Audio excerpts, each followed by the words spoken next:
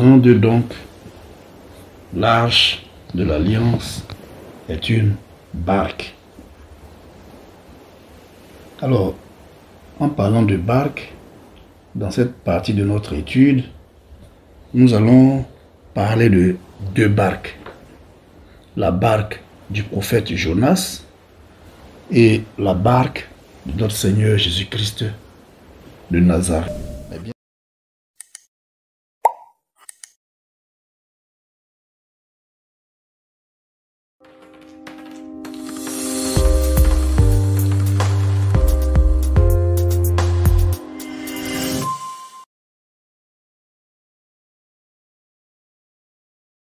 Bien-aimés en notre Seigneur Jésus-Christ de Nazareth, aujourd'hui, avec votre permission, dans cette session des sermons du dimanche, nous allons aborder la deuxième partie de notre étude relative au prophète Jonas, qu'on dit avoir été avalé par un poisson. Nous avons déjà fait la première partie et aujourd'hui, nous continuons notre enseignement. Nous espérons que vous n'avez pas perdu le fil. Jonas s'est fâché. Et il s'est tellement fâché qu'il a même décidé de quitter l'endroit et d'aller s'installer ailleurs, tout seul. Il ne faut pas que quelqu'un va le déranger. Mais il était en colère. Alors, l'histoire nous dit que quand il est allé, il a prononcé les paroles suivantes que vous trouverez dans ma Bible. Il dit, « Ah, Éternel, n'est-ce pas ce que je disais quand j'étais encore dans mon pays? C'est ce que je voulais prévenir en fuyant à Tarsis, car je savais que tu es un Dieu qui te répand du mal. » Voilà ce que Jonas a dit. Mais bien aimé en notre Seigneur Jésus-Christ de Nazareth, nous allons nous arrêter un instant pour chercher à comprendre ce qui se passe ici. D'abord, vous devez savoir une chose. L'histoire de Jonas confirme une chose que je vous dis tous les jours. À savoir que des malheurs peuvent vous arriver à cause d'une seule personne dans votre vie. Je répète, des malheurs peuvent vous arriver à cause d'une seule personne qui est dans votre vie. Retenez bien cela. L'histoire c'est quoi? On est dans un bateau. Subitement la tempête se lève. On s'en va mourir. Quelqu'un ferme les yeux, il fait son élévation, il dit, mais Seigneur, qu'est-ce qui est en train de nous arriver? Et on lui répond pour dire, c'est le gars qui est avec vous là, c'est à cause de lui que la tempête est en train de se lever. Ça veut dire qu'à cause d'une seule personne, la tempête peut se lever dans votre vie. Répétez après moi, à cause d'une seule personne, la tempête peut se lever dans ma vie. Il y a des gens qui arrivent dans votre vie, qui sans le vouloir provoquent la tempête. Ils provoquent tous les problèmes que vous avez dans votre vie. Votre femme prend des grossesses, ça passe. Le monsieur est en train de faire n'importe quoi, excusez-moi l'expression, au dehors, en train de forniquer partout. On vous paye, votre salaire ne reste pas dans vos mains. Vous déposez des demandes d'emploi, personne ne vous appelle. Partout où vous allez, les gens vous provoquent. Vous faites des bagarres, on vous frappe. Vous vous retrouvez en prison, vous avez l'impression que le monde est contre vous et que rien ne marche dans votre vie. Dieu dit que tout ça peut arriver à cause d'une seule personne qui est dans votre vie. Une seule personne. Qu'est-ce que les marins font? Ils disent, bon, si c'est à cause de Jonas que nous on a des problèmes dans notre vie, on va régler la solution, on va régler la situation. Qu'est-ce qu'ils ont fait? Ils se sont débarrassés de Jonas. La parole de Dieu dit qu'ils l'ont jeté à la mer, c'est-à-dire qu'ils se sont débarrassés du problème. Puisque c'est toi qui es en train de nous créer des problèmes dans notre vie, alors on se sépare de toi.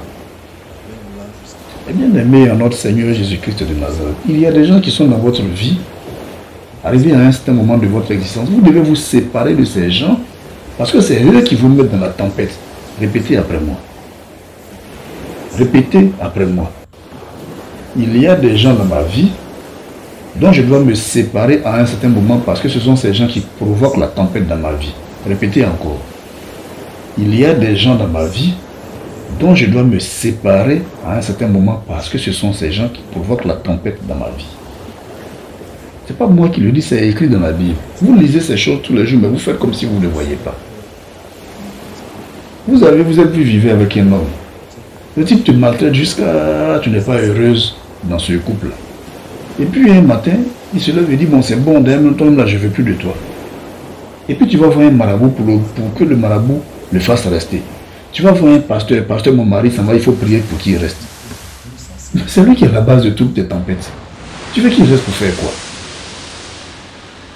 Vous avez une femme qui fait des bêtises au dehors. Elle vous insulte. Elle vous accable chaque fois que vous rentrez à la maison. Elle vous fait vivre une situation pas possible. À cause d'elle, vous avez frôlé la mort, vous avez frôlé une crise d'AVC. Et puis vous dites non, comme moi je l'aime, je vais la garder.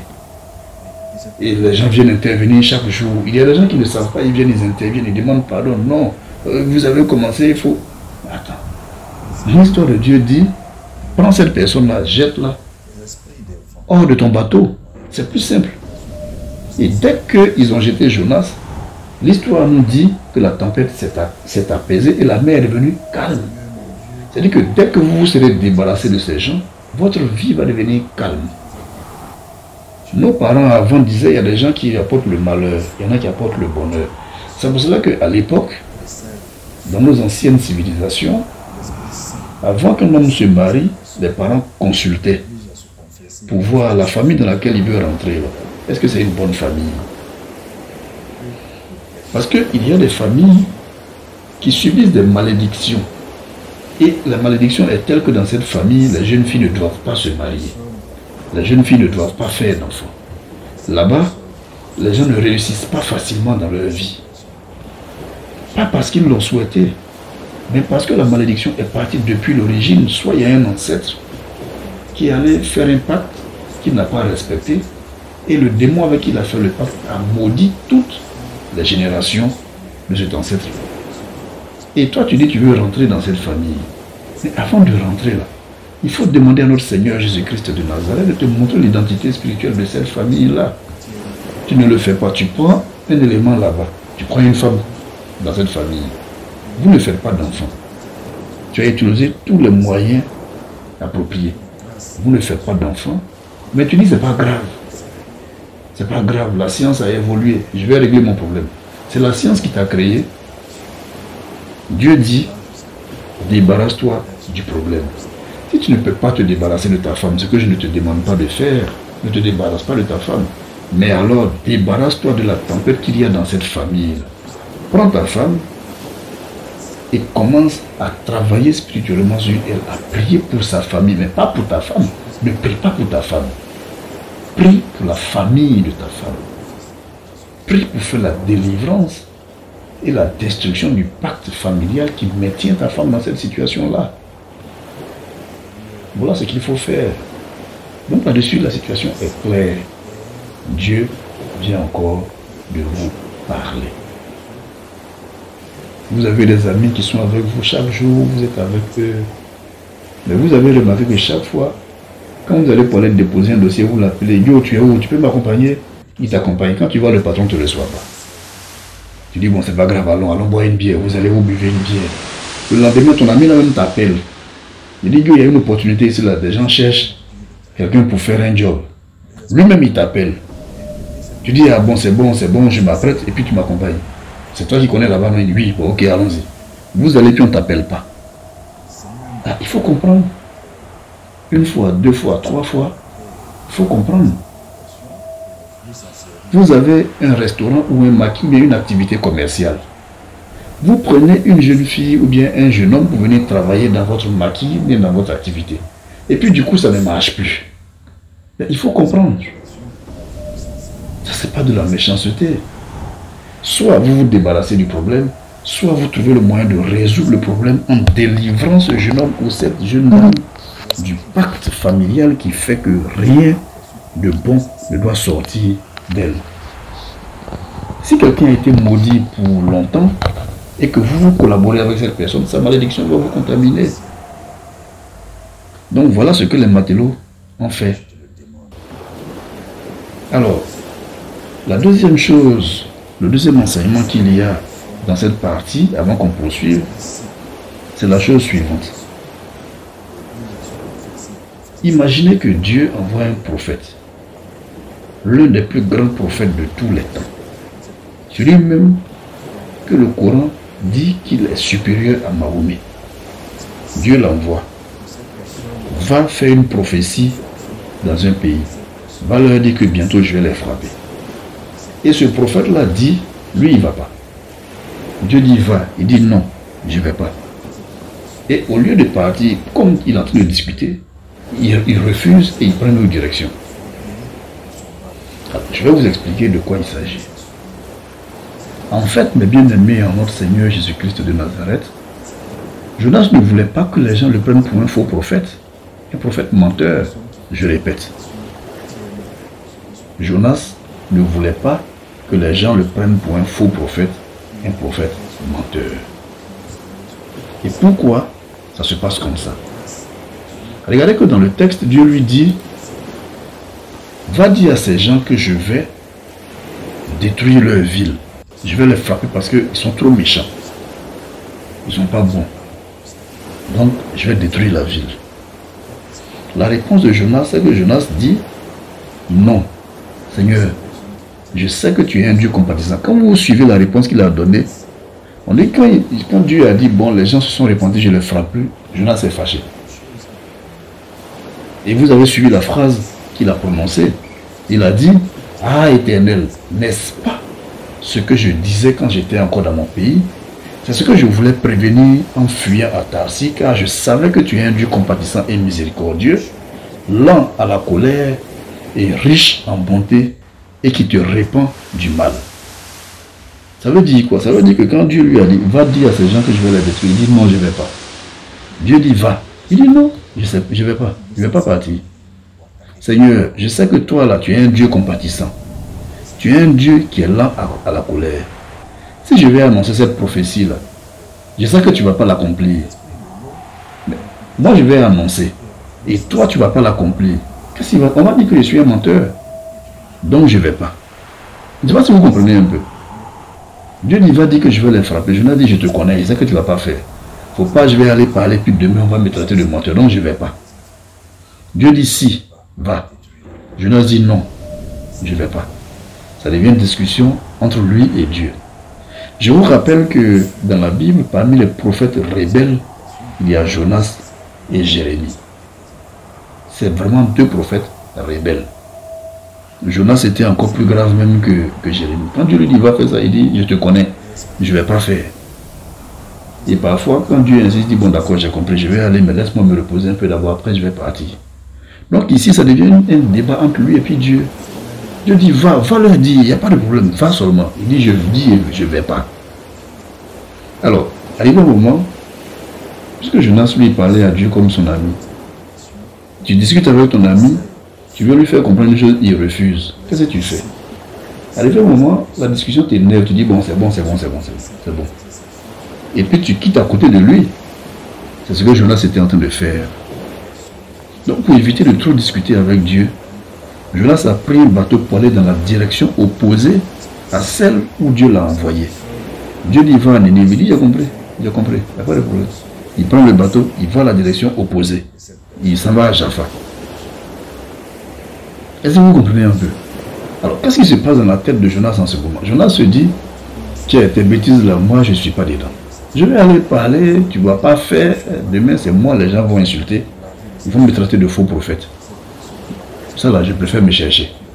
Je schématise un peu pour que vous puissiez comprendre en langage terre à terre. Est-ce que vous voyez un peu? Peut-être tu connais ton gars. Les jeunes gens, aujourd'hui, ont l'habitude de dire, je connais mon client, je connais mon bogo. C'est comme ça que vous dites, hein, les jeunes. Comme tu connais ton client, tu sais qu'il ne va pas faire, il ne faut pas aller parler, puis ton nom va rester. C'est exactement l'histoire d'un couple que j'avais connu une année à Yopougon. Le monsieur était un VI. Bon, je ne sais pas s'il était méchant ou quoi, mais c'était vraiment un haut cadre de l'administration ivoirienne. Et tout le monde disait qu'il était tellement gentil, ce monsieur-là. Lui et sa jeune femme, une femme très belle, de style Peul, à Yopougon, ils étaient dans un appartement de 3 pièces. Mais l'appartement, non, 4 pièces je crois. Mais l'appartement était bourré parce que tous leurs amis, toute leur famille, tout le monde venait. Chaque fois que le monsieur, quelqu'un l'appelle pour dire je vais envoyer mon enfant chez toi, il dit il n'y a pas de problème, il faut venir. il faut m'aider à mettre mon enfant à l'école. Il dit, il n'y a pas de problème, je vais faire. Est-ce que vous comprenez un peu? Mais quand l'enfant arrive, le monsieur ne fait pas ce qu'il avait promis aux gens. Finalement, tout le monde a commencé à accuser sa femme pour dire que sa femme est méchante. Sinon, lui-même, là, il est gentil. Il dit, il va faire. C'est sa femme qui dit, il ne faut pas, il va faire. Arrivé au moment où vous savez ce que sa femme a fait. Quand quelqu'un veut envoyer son enfant, il dit, non, non, non, je connais mon mari, il ne va pas faire. On dit, oh, il faut quitter là-bas. Il veut faire, c'est toi qui l'empêche de faire, ouais. Est-ce que vous voyez un peu? C'est la même chose que Jonas est en train de vivre. Donc, parfois, les hommes font des bêtises et les femmes encaissent le coup parce qu'on a l'impression que le monsieur est gentil, il veut faire, mais c'est sa femme qui l'empêche de faire. Or, les femmes sont réalistes. Elle sait que ça là, je connais mon client, il ne va pas faire. Il va te faire une fausse promesse, tu vas compter dessus, il ne va pas réaliser. Demain, la belle famille va dire que c'est moi qui ne suis pas bon. Donc pour éviter les histoires là, je préfère vous dire, ce n'est pas la peine d'envoyer vous protéger. C'est ce que Jonas a dit à Dieu. Est-ce que vous comprenez? Donc ici, Jonas ne prend pas un bateau pour fuir, mais Jonas est en train de se rebeller contre Dieu. C'est ce que... Mais bien aimé en notre Seigneur Jésus-Christ de Nazareth, à propos de cette partie qu'on vient d'expliquer, voyez-vous parfois, les grands prophètes sont victimes de la ruse, pas de la ruse, mais sont victimes de ce genre de situation. Parfois, les prophètes vous annoncent des choses, et puis ces choses ne se réalisent pas. Et vous les accusez, vous les traitez de tous les noms. Et pourtant, parfois, c'est Dieu lui-même qui fait ça. Il envoie le prophète. Le prophète annonce. Lui, il passe par derrière, et puis il fait le contraire de ce que lui-même il t'a demandé d'aller annoncer. Donc Jonas dit, moi si c'est comme ça, moi-même d'ailleurs, même prophétie là, je ne fais plus. C'est bon. Je prophétise plus, c'est bon. Vous voyez, dans le travail spirituel, là, on a parfois ce genre de situation.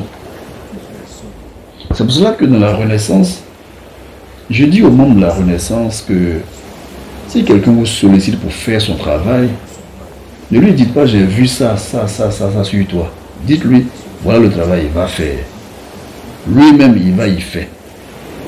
Dieu lui parle selon le texte de Job 33. Soit Dieu va lui parler en songe, soit Dieu va lui parler par des visions, soit Dieu va lui parler d'une manière ou d'une autre. Lui-même, il reçoit l'information. Il t'appelle, il dit j'ai reçu telle information. Ok, j'ai compris. Relativement à l'information que tu as reçue, voilà le travail que tu dois faire. C'est plus simple. Mais si vous vous amusez à vous comporter comme des prophètes, vous serez humiliés parfois.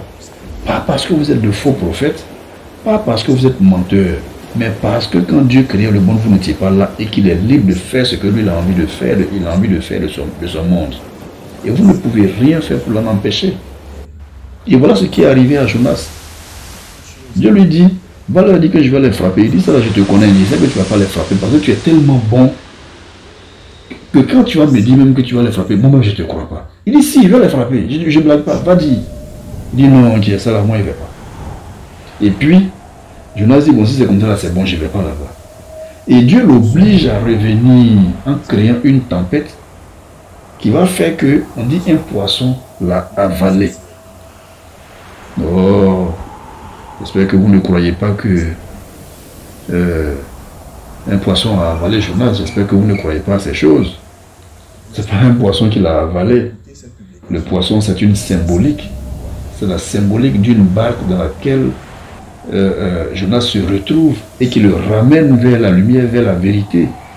C'est-à-dire qu'il était en train de prendre un mauvais chemin, le chemin de la rébellion contre Dieu. Dieu le ramène sur le bon chemin en lui permettant de prendre une autre embarcation qui le ramène vers la parole de Dieu. Autrement dit, si Dieu te donne des instructions et que tu refuses de les exécuter, il peut te faire changer ce qu'on appelle en français changer de cap. Il t'a dit va au nord, il voit que tu t'en vas au sud, il t'oblige à changer de cap. C'est pour ça que parfois des événements vous arrivent dans votre vie, ce n'est pas ce que vous aviez prévu, mais ça se passe comme ça. Le type partait à l'école, il a fait des études de droit jusqu'à il dit moi je vais être procureur de la République.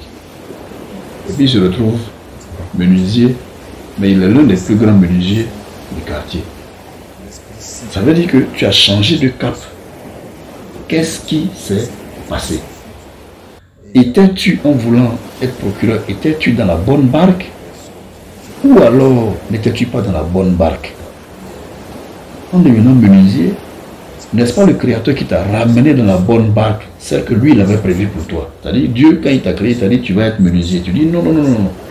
Et tu forces, tu fais des études de droit. Tu passes les examens, ça ne marche pas. Toi seul, tu fais première année 3 fois. Deuxième année, tu vas faire 20 ans à l'université parce que tu dis forcément tu vas être procureur. Mais Dieu lui a dit, tu vas être menuisier pour servir toute une communauté. Peut-être qu'en tant que menuisier, c'est toi qui demain vas faire la charpente de l'église qu'on va bâtir dans le village. Et pour cette église-là, Dieu veut que tu sois menuisier pour être formé pour ce travail parce qu'il a besoin d'une main qui est sincère, qui est pure, une main qui est sainte, une main qui est ointe pour aller faire son travail, pour aller bâtir son église. Toi, tu dis non, tu veux être procureur. Ou bien tu veux être commissaire de police. Ok. Donc tes parents t'obligent, tu t'en fais du droit. Tu vas là, tu comprends rien. Tu es dedans seulement, tu comprends rien, tu doubles ou tu doubles. Tu doubles ou tu doubles. Tu finis tes études de droit, tu passes ton coup de l'ENA, ça ne marche pas. Et puis, ce que toi tu vas faire, tu ne poses pas la question à Dieu pourquoi ça se passe comme ça. Hein. Tu te lèves, tu vas voir un marabout pour forcer le destin. Parce que toi tu veux forcément être commissaire de police ou bien tu veux être procureur. Et le marabout, lui, ce n'est pas son problème. Il a pris son argent, il fait son œuvre. On te met commissaire de police. Dès la première confrontation, les bandits tirent sur toi et puis tu es mort. Maintenant, vous allez faire quoi? Maintenant, vous allez faire quoi? Voici donc ce qui se passe. Donc, ce n'est pas qu'un poisson a avalé Jonas. C'est absurde de croire ces choses. C'est une embarcation dans laquelle Dieu, c'est une façon de dire que Dieu l'a ramené sur le chemin de la vérité. Et quand il est arrivé à Ninive, cette fois-ci, les gens ont écouté. Imaginez une inconnue qui arrive dans une ville. Personne ne le connaît, il ne connaît personne. Mais l'histoire de la Bible nous dit que Jonas s'est retrouvé face comment je vais dire, au roi de Ninive. Et il est allé, il a expliqué. Je suis prophète, Dieu m'a envoyé en mission. Et regardez comment Dieu va faire son miracle. Le prophète, non seulement, le roi non seulement accepte d'écouter Jonas qui est un étranger, mais en plus, il décide de suivre les instructions que Jonas lui donne. C'est-à-dire que toi, tu es assis un matin, un type arrive, je suis venu te donner un message que Dieu m'a donné. Généralement, quand les gens frappent à nos portes, pardon, je n'ai pas le temps. Moi, je dois faire ma sieste. Mais il y a un qui arrive là. Quand lui, il frappe, toi-même, tu ne sais pas pourquoi. Tu ouvres la porte, il s'assoit, il parle. Et puis tu dis, mais les prospectus que tu as envoyés là, donne, je vais lire pour voir. Et puis tu lis, et puis tu as couché, tu dis, ah, le truc là, ça m'intéresse, je vais aller assister à leur première réunion. Et pourtant, avant lui, il y a 99 qui sont passés, tu les as chassés. Pourquoi celui-là, seul là, tu as accepté de l'écouter? Est-ce que tu t'es posé la question? Mais parce que Dieu maintenant te met dans un poisson qui t'avale et qui te recrache devant ce monsieur qui est venu. Donc Dieu te met sur le chemin de la lumière. Et à partir de cet instant, tout le monde est prêt à t'écouter. Et donc, Jonas va, il donne le message au roi. Le roi dit, ok, d'accord, j'ai compris. J'ai compris, donc là, on va se repentir, on va demander pardon à Dieu, mais on va aller plus loin, on va prendre un temps de jeûne. Un peuple païen, c'est un peuple païen, je vais vous expliquer ça tout à l'heure. Mais un peuple païen reçoit une prophétie et il décide même de jeûner. Alors même que beaucoup d'entre vous vont à l'église tous les jours, mais vous trouvez toujours des prétextes pour ne pas jeûner. Mais voici un peuple païen qui décide de jeûner parce qu'on lui a fait une révélation, et une révélation qui a été faite par un étranger, quelqu'un qui n'a jamais vu. Vous imaginez la situation.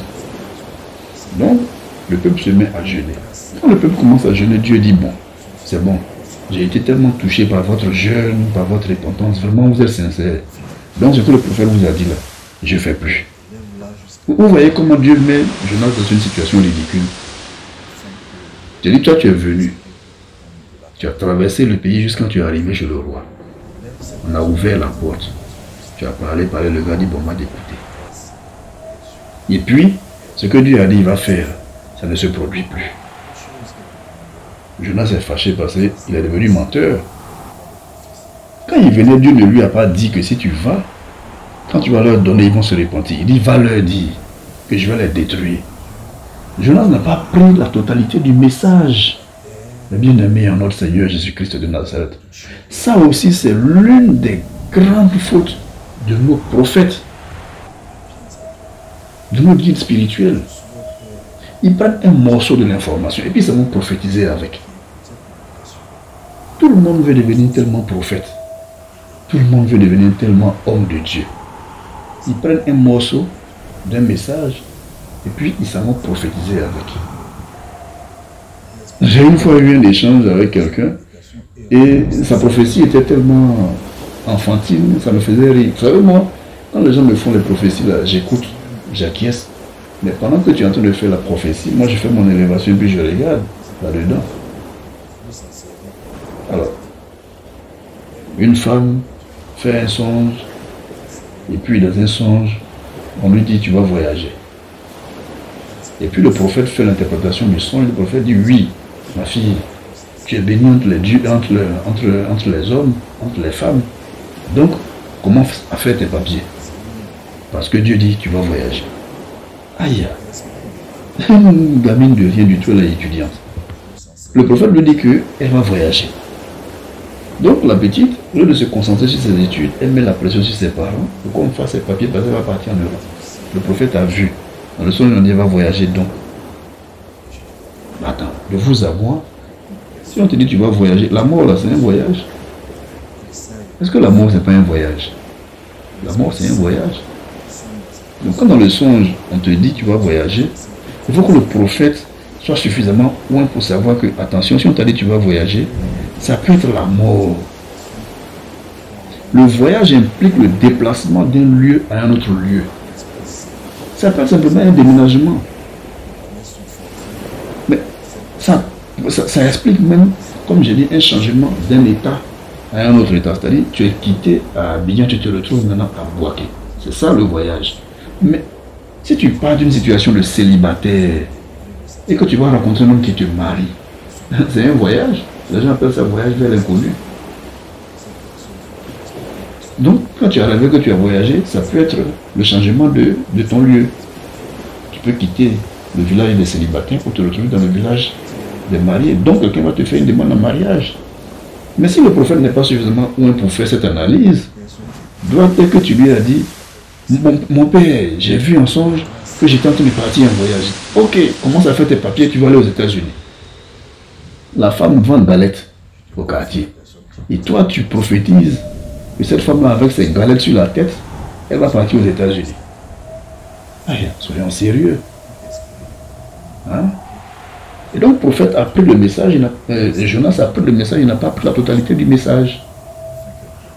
Parce que l'intelligence, c'est ça. C'est pour ça que dans la renaissance éveil spirituelle, quand vous faites les travaux, je dis toujours, je bénis le nom de notre Seigneur Jésus-Christ de Nazareth pour la sagesse qu'il vous donne de le chercher et pour l'intelligence qu'il vous donne pour le trouver.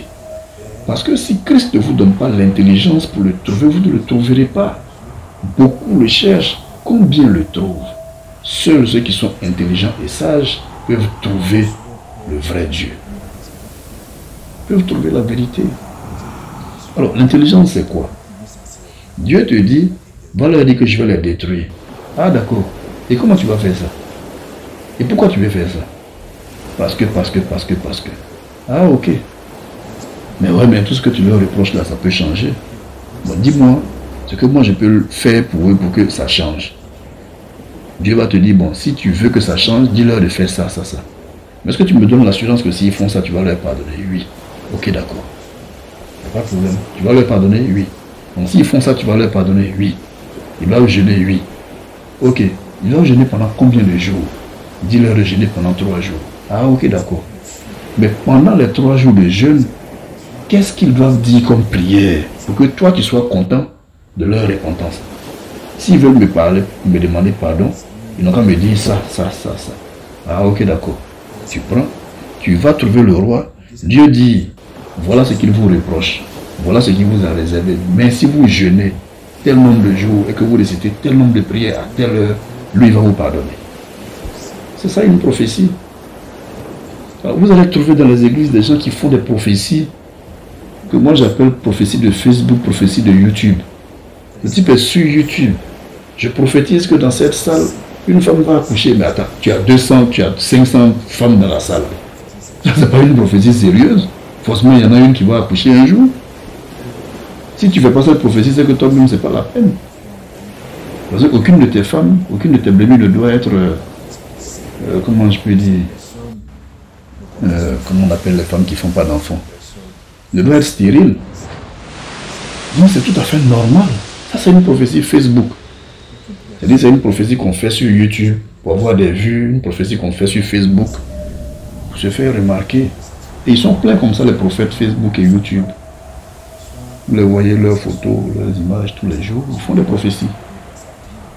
Dieu me donne la révélation que la guerre va tomber en Côte d'Ivoire. Dieu me donne la révélation que la guerre va tomber au Togo. Bon. Il est évident que la guerre va tomber un de ces jours dans l'un de ces pays. Quand on regarde le climat politique, on sait que si les gens ne font pas attention, on court vers un clash. Qu'est-ce que tu as fait comme prophétie? Qu'est-ce que tu as fait comme prophétie? Et voici le problème que Jonas a eu. Et donc les prophéties que nous recevons, mais que vous recevez là, il faut faire attention. Et encore une fois, c'est pour ça que je vous le répète. Dans la renaissance éveil spirituel, on ne prophétise pas. Je répète, dans la renaissance éveil spirituel, nos membres ne prophétisent pas. Tu as un problème? Ok. Voilà ce que tu dois faire. Va faire ça. Et puis ensemble, on va voir ce que Dieu va te dire. Dieu va te parler. Tu viens, tu expliques. Voilà ce que Dieu m'a dit. Ok, on fait l'analyse de ce que Dieu t'a dit. Et ça devient un échange entre toi et ton Dieu. Mais parce que tu as des réalités que les gens ne sont pas supposés savoir. Ça va éviter les prophéties où on dit que comment elle s'appelle, telle femme va gagner les élections aux États-Unis et puis ça arrive et puis oui, la femme là, je suis sûr, Dieu m'a montré que c'est elle qui va gagner. Et puis, c'était Hillary Clinton, je crois.